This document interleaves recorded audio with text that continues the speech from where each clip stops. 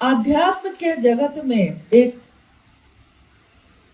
चमकते हुए व्यक्तित्व के साथ जो सामने उभरे, लोगों के बीच जो दिखे, वो खुद में बहुत साधारण, बहुत सामान्य जीवन जी रहे थे। बहुत साधारण मतलब कि अगर हमारे पास कुछ पैसा हो जाए, या हमारे माता पिता कोई अफसर हो, या मेरे पास घोड़ा गाड़ी हो, तो हम लोग सब दिखाने लगते हैं कि जहाँ यहाँ से वहाँ भी जाएंगे तो हम मोटरसाइकिल से ही जाएंगे। मतलब अभी तक जो पैदल चलते थे, अगर मोटरसाइकिल आ गया है तो बगल में भी जाने के लिए कहिएगा तो मोटरसाइकिल से ही जाएगा, कि हाँ लोग जाने कि मेरे पास मोटरसाइकिल है। थोड़ा सा कहीं जाने के लिए कहिएगा तो तैयार होने के लिए बढ़िया से बढ़िया कपड़ा चुनेगा कि लोग देखें हमको कि हम अच्छे लगते हैं। शादी ब्याह हो तो सारा गहना निकाल लेंगे पहनने के लिए कि लोग जाने कि मेरे पास कितना गहना है। यही ना, यानी कि जगत में हम कुछ भी अगर कामना करते हैं कि मेरे पास हो, इसके पीछे मूल कारण क्या होता है कि हमको दुनिया के लोग जाने, कि हमको सम्मान करें। लेकिन किसी के पास ये सारी चीजें हैं और वो इन चीजों का त्याग कर देता है। किसी के पास नहीं है तो त्याग नहीं किया है, वो उसके पास है ही नहीं। लेकिन किसी के पास ये सारी चीजें उपलब्ध है, लेकिन उसके मन से ये चीजें उतर गई हैं, हट गई हैं। जैसे अभी मैंने कहा कि साहब और दीदी का जीवन, माँ दीदी नीलम जी, जिनका पूरा नाम है, क्या नाम है पूरा, राजमणि नीलम आनंद, और साहब हरिंद्रानंद जी, दोनों का जो पारिवारिक जीवन है वो काफी समृद्ध है, अच्छा है, सारी चीजें हैं।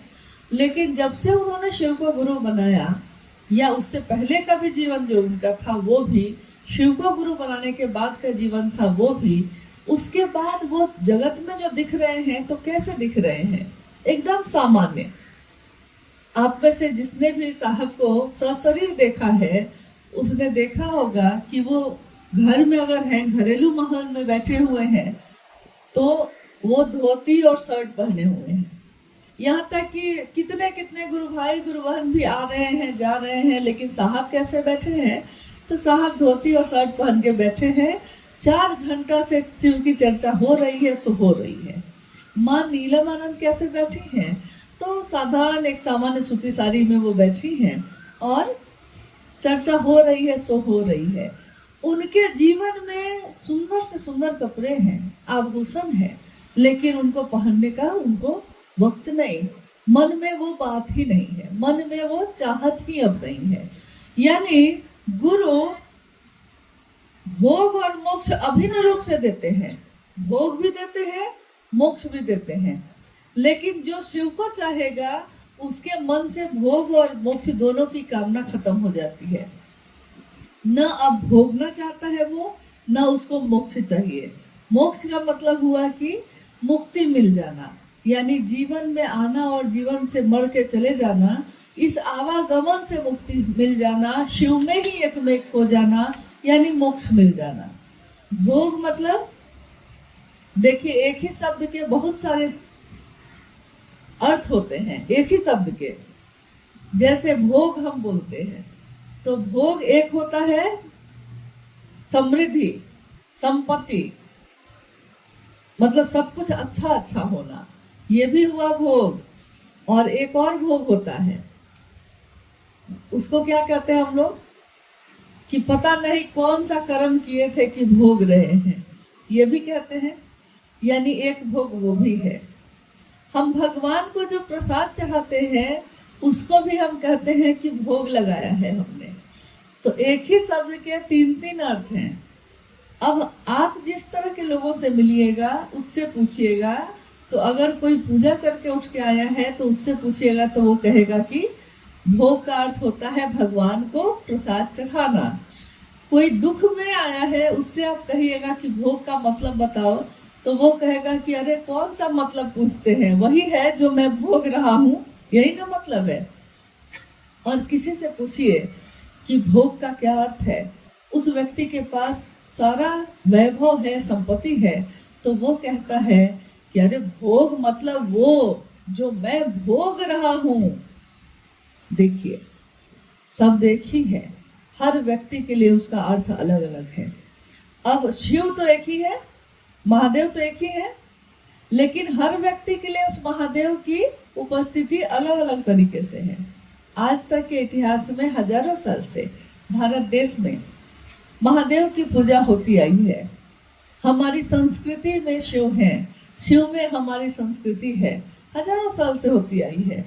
और आपने देखा होगा कि अन्य देवी देवता में बहुत कर्मकांड है, बहुत कुछ करना पड़ता है उनके लिए, लेकिन महादेव की पूजा जब भी होती आई है वो बहुत ही सरल और सहज ढंग से होती आई है। यानी अगर बंगाल में चले जाइए तो गाल बजा के ही लोग पूजा कर लेते हैं, गाल बजाएंगे ऐसे ऐसे और पूजा हो गई। हाँ, बंगाल में वैसे ही कर लिए, बिहार में आइए तो जल चढ़ा लिए। मतलब पूरे भारत में या भारत के बाहर विश्व में कहीं भी अगर महादेव की पूजा पद्धति पे हम जाते हैं तो उसमें हम देखते हैं कि महादेव की पूजा बिल्कुल सामान्य और सरल तरीके से होती है। जल है तो जल चढ़ा लिए, कांवड़ लेके चले गए, दूध है तो दूध चढ़ा लिए, भांग है तो भांग ही चढ़ा दिए, फल है तो फल ही चढ़ा दिए, यानी जो है वही चढ़ा दिए। और अगर कुछ भी नहीं है तो सबसे कीमती चीज जो आपके पास है वो चढ़ाए, यानी कि भाव, भाव ही चढ़ा दिए।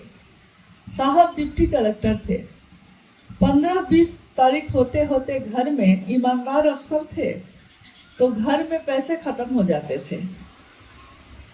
और शाम में तो हर घर में हम लोग की संस्कृति है कि शाम में हर घर में आरती पूजा घर में होती ही है, लोग दिया जलाते ही हैं, अगरबत्ती जलाते ही, आरती होती ही है।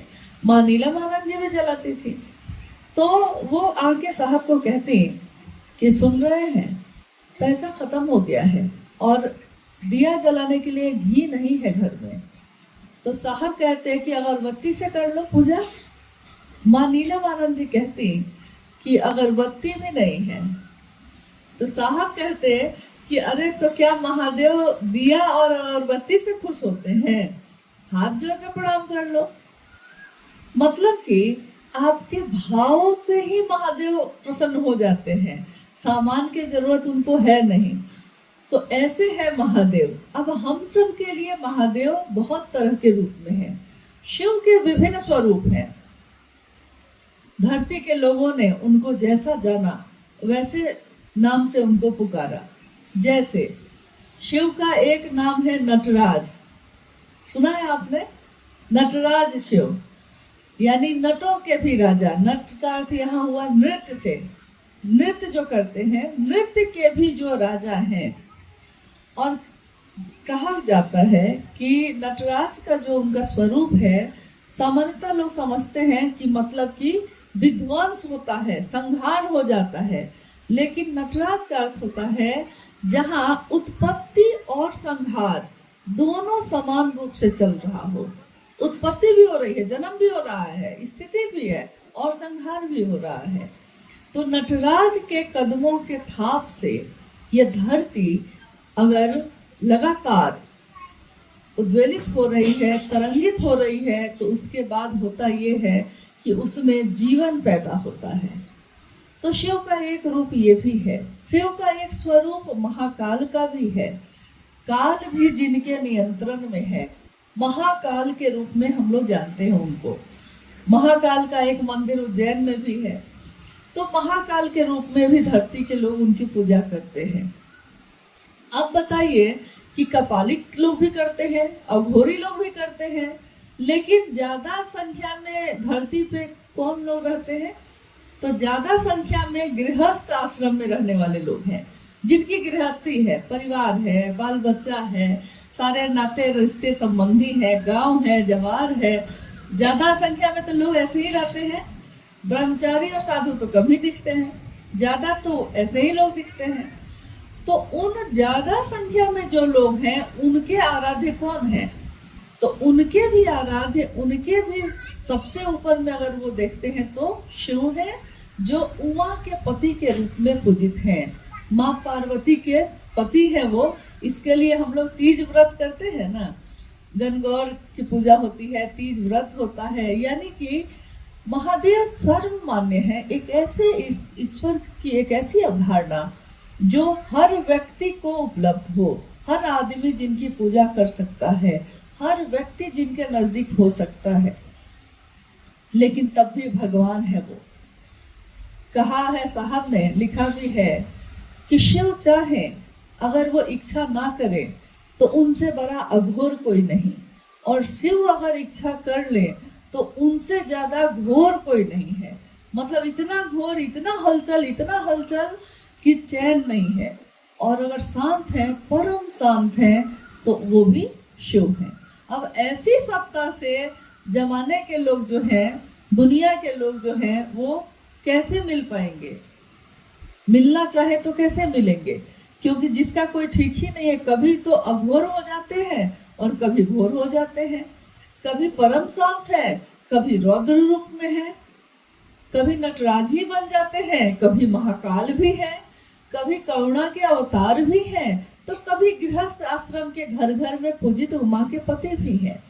कभी वो शमशानी है, इतना रौद्र रूप है कि पूरे शरीर में चिता का भस्म दिखता है। तो कभी इतने सुंदर है कि उनके लिए कहा गया है कि कर्पूर गौरम करुणावतारम संसार सारम भुजगेंद्र हारम, कि हे शिव आप कर्पूर की तरह उजले हैं। मतलब सफेद कर्पूर कैसा होता है? उजला होता है, जो हम लोग जलाते हैं। तो शिव की उपाधि कर्पूर जैसी की गई है। इतने सुंदर हैं, इतने करुणावतारम हैं। अब ऐसी सत्ता से हम लोग जुड़ना चाहे तो कैसे जुड़े? बड़ा मुश्किल है ना। एक जैसा स्वभाव हो तो जुड़ जाइए। हम समझ गए कि भाई ये आदमी गुस्सैल है, तो हम इस बात का ध्यान रखेंगे कि ये आदमी गुस्साए नहीं हमसे। या हम समझ गए कि ये आदमी बहुत सीधा है, तो हम ऐसा बात परवाह करेंगे कि सीधा है, समझता नहीं है, तो हम समझा के उससे काम करा लेंगे। लेकिन जिसका कोई ठीक ही नहीं हो है कि कब क्रोधित हो रहा है, कब करुणा बरसा रहा है, ऐसी सत्ता से मिलना हो तो सबसे सुरक्षित कौन सा स्वरूप है उनका? तो साहब हरिनानंद जी ने कहा कि शिव जो जगत के गुरु हैं, जो विश्व मूर्ति हैं, जो आदि गुरु हैं, उसी शिव को अपना गुरु बना लीजिए। और गुरु के रूप में अब वो जो परम सत्ता है, जो ऊर्जा के अक्षय स्रोत हैं, गुरु के रूप में वो कहाँ आते हैं? तो हमारे आपके मन के स्तर पे आते हैं। यानी जहां से हमारा मन समझ सकता है उतना नीचे आते हैं। जैसे कोई शिक्षक अगर बच्चे को पढ़ाने आए तो वो बीए पास है, लेकिन बच्चा को पढ़ाने के लिए वो कहाँ नीचे कहाँ तक आके पढ़ाता है? घर में आता है ना बच्चा को पढ़ाने, मास्टर लोग देखे होंगे आप। तो कैसे पढ़ाना शुरू करता है? बच्चा को टेबल कुर्सी पे तो पढ़ाएगा ही। जैसे मान लीजिए वो क्या लेगा, वो बीए पास है, वो डॉक्टर भी हो सकता है, पीएचडी भी किए हुए हो सकता है, एमए पास भी हो सकता है, लेकिन बच्चा तो छोटा है। उसको एमए का किताब लाके वो पढ़ाएगा तो बच्चा पढ़ सकेगा? नहीं पढ़ सकेगा। तो मास्टर जो एमए पास है, वो बच्चा को पढ़ाना है तो उसके अनुसार पढ़ाएगा। अपने अनुसार पढ़ाएगा तो बच्चा पढ़ ही नहीं सकेगा, तो वो बच्चे के अनुसार पढ़ाएगा। यानी कि सिलेट लेके उस पर कहेगा कि लाइन खींचो बउआ, तो बउआ लाइन खींचेंगे, टेढ़ा कर देंगे तो नहीं सीधा। तो फिर कहते हैं कि देखो ये छड़ी देख रहे हो, ऐसा सीधा नहीं कहते हैं। कितना नीचे तक आके पढ़ा रहा है वो।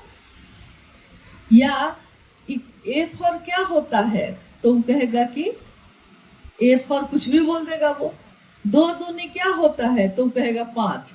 मास्टर साहब कहेंगे 4, वो कहेगा 5, क्योंकि उसको नहीं मालूम है। तो मास्टर क्या करते हैं, 4 पेंसिल रख देंगे सामने, कहेंगे कि अब गिनो, तो गिनेगा 1 2 3 4, तो कहेगा हाँ मास्टर साहब 4।